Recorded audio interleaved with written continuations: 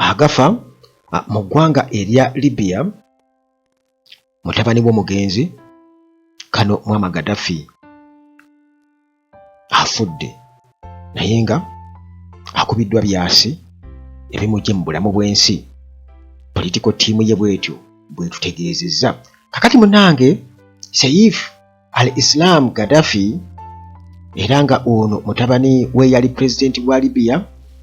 Muammar Gaddafi munange attiddwa mu kiwaliise assassination ebadde ey'omutawaana ennyo mu makaage mu kibuga ekimanyikiddwa nga Zintan ekisangibwa mu bugwanjuba mu mambuka g'obugwanjuba obwa Libya era nga bino byonna munnange okusinziira ku political team ye batugamba nti bibaddewo ku lunaku olwokubiri ate nga ono abadde tannaba kubeera nga akule abadde akyali muto kubanga abadde wa myaka 53. Kati Saif al-Islam Gaddafi abadde alabwanga omusika owa kitaawe nti mu baana Gaddafi be yaleka nti ono yabadde atutte omugendo ogwo ogw'ebyobufuzi era nga ono nno okuttibwa kwe kuddiridde ate era okwa kitaawe okwaliwo 2011 oluvannyuma lw'abo abataali bamativu okubeera nti munnange bwe batyo baamaamulako gavumenti ya kitaawe mu kwekalakaasa era nga bwe batyo nga bayambibwako Amerika ne banywanyi baayo. Gaddafi yattibwa mu nzita kwegamba gye wali badde ogamba nti okusinziira ku kitiibwa ki n'erinnya lye munnange ebintu bya Katonda bizibu nnyo. Kakati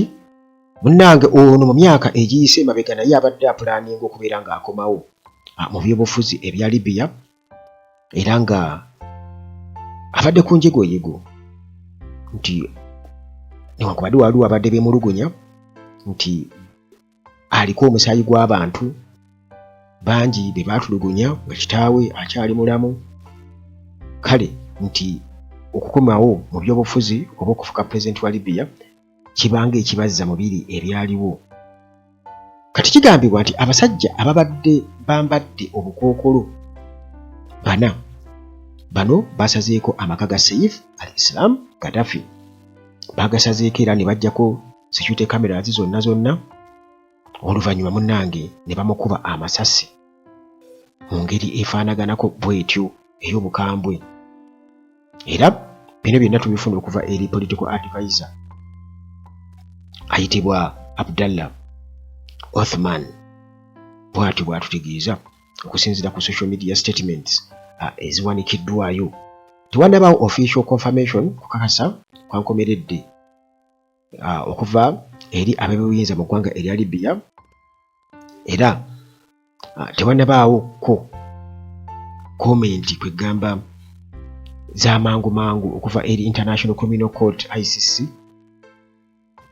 kubanga bano nabo bennyini baasiinya ku ky'okubeera nga bakwata Saif Gaddafi era nga emisango gye bamuvunaana egyaliyo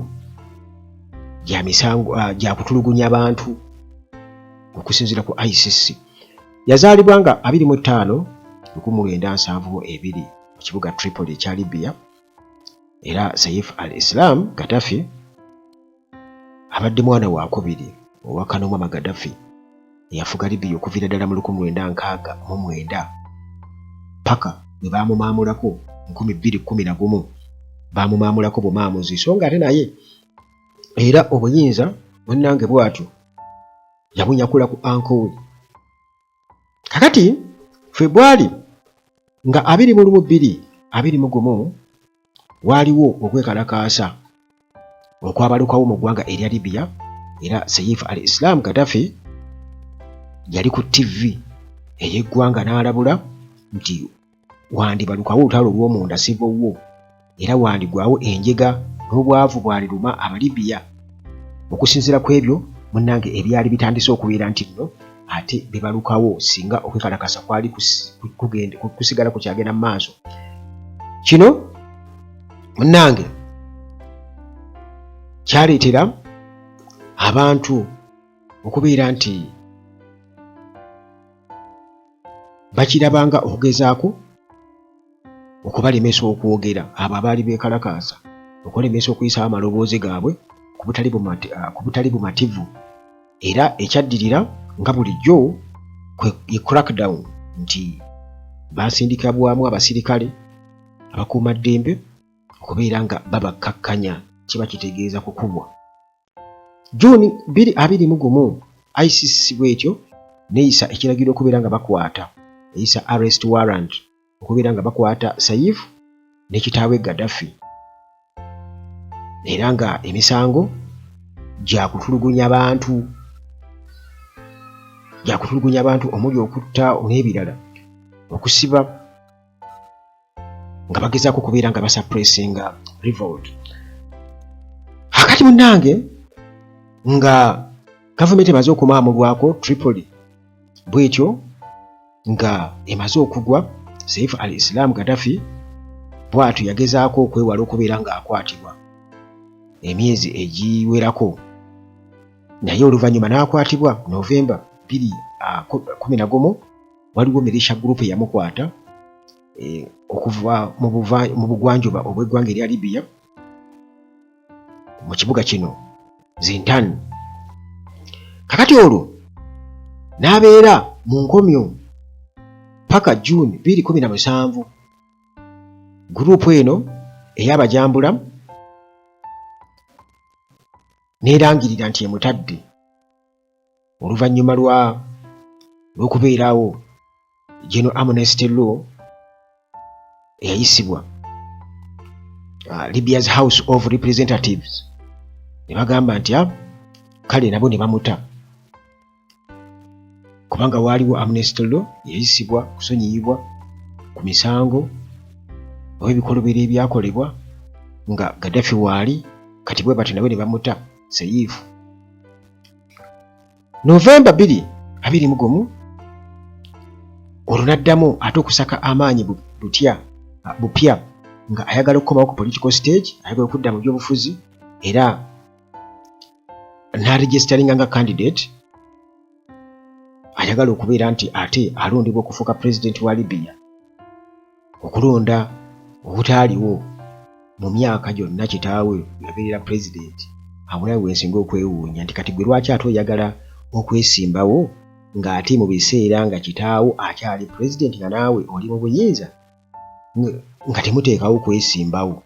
kulonda. Kiba kitegeeza biveemu kuba bumwe ekyo si kyammwe, tekibali mu DNA, kiveemu. Naye kakati munnange bw'atyo yakomawo n'asaka amaanyi amapya era nga kandidese ye oba okugezaako kwesimbawo kwaleetawo enjawukana nnyingi nnyo, nga abamu ku bo abamuwagira nga bagamba nti kano kabonero ak'obutebenkevu, stability, ate nga bo abawakanya bagamba nti nedda era bamudinawusinga nga bagamba nti eno reminder, kino kikola ng'ekijjukizo eky'okufugibwa obumbula oba batuusibwako nga kitaawe akyali mu buyinza nga ne Saif yennyini ali mu buyinza, nga bw'olaba muhoozi kati bw'ali essaawa eno ne kitaawe ti bye bateesa bye batukola. Kati bwe batyo nga balina emisango mingi nnyo mu crimes gye bamuvunaana. Okulonda oluvannyuma kwayongezebwayo ekiseera ekirali kigere oluvannyuma lw'okubeera nti tewaaliwo kituukibwako oba wakati wa political deadlock ne security concerns. Kakati munnange omusajja ono Saif Gaddafi nga tannaba kubeera nga attibwa, ebimu ku byabadde ategeka abadde yasuubiza nti lunaku lumu agenda kukoma mu political life, era mu myezi egiyise emabega abadde atandise okubeera nga ate addamu okubeera nga yeekumaakuma, nga atandise na proposal eya reconciliation ey'okubeera nti nno wabaawo okusonyiwagana n'okwerabira ebyo ebyaliwo mu kiseera nga kitaawe afuga eggwanga oba n'ebyo ebyaliwo mu kumumaamulako okusinziira ku mawulire aga CNN Radio gatugamba. Kakati munnange ku lunaku olwokubiri statement Saif al-Islam Gaddafi ttiimu ye nga etugamba nti esiga eddamuzi erya Libya, international community, United Nations, human rights and organizations to launch, nga balina okubeera nga balaunchinga independent, balina okuteekawo okunoonyereza okwetongodde era nga mu bwerufu banoonyereze bategeere baani abaakoze ekikolwa kino eky'okutta Saif al-Islam. Kale munnange omanyi wano ebiseera ebisinga obungi nti kale bajja kumwogerako nga dictator kano Muammar Gaddafi, naye ate waliwo abagamba nti teyali dictator kubanga ensi ye yali agifaako nnyo bwe tugeraganya n'ensi endala, buli bye yali talina mabanja yadde, ate nti era yali afudde ku kukulaakulanya ensi ye wamu n'okubeera nti bannansi yagezaako okubeera nti abateeka mu bulamu obweyagaza, naye era nga bwe kiri nti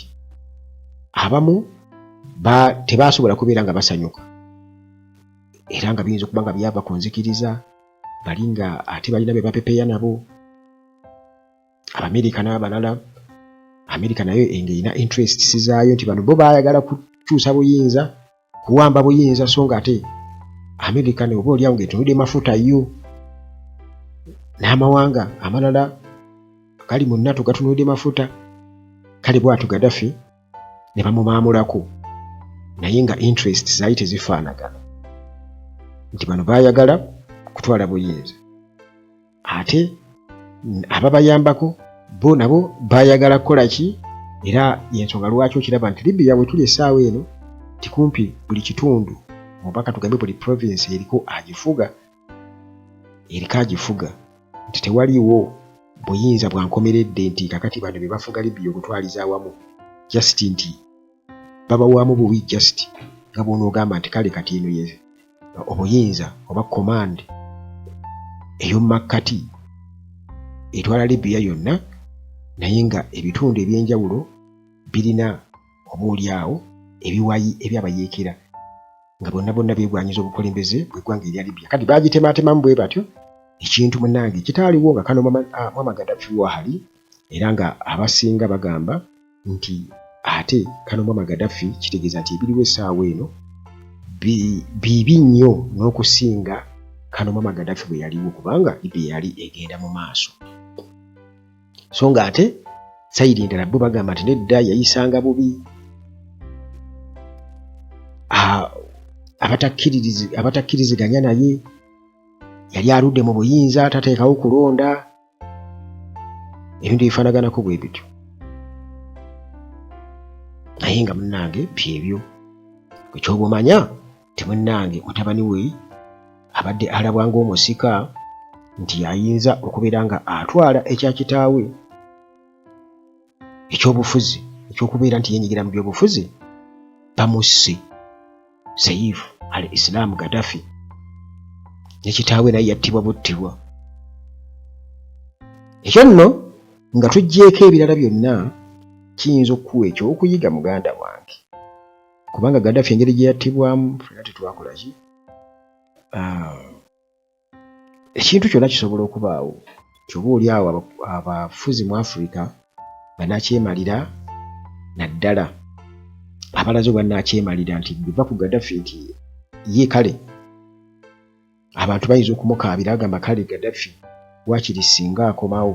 naye kati mu nsi ezimu kati nga Uganda nga tulaba nti waliwo abantu abamu baabo omusaayi ogumu abagamba nti affe tuteekeddwa okubeera nga tufuga Uganda, so nga ate bannansi bagamba nti mmwe muli bagwira abaleetebwa Obote okumuyambako. N'olw'ensonga eyo muli mu kugezaako tufuula baddu, mwogera ku bufuzi bw'amatwale naye nammwe mwatufuula matwale gammwe. Bingi nnyo ebiri awo, era bwe nnaafuna obudde nja kujja nkunnyonnyole kusala ku risaaki gye nnina eby'obugagga bya Uganda bikwasaganyizibwa bitya akatale k'ensi yonna, ani abeera atunda, bannayuganda ensi nga Uganda oba abantu obuntu be babeera batunda, Bank of Uganda, diiru ezikutukira eyo muganda wange, byonna wano ku Uganda At Large nga bulijjo. Mukama Katonda akuume.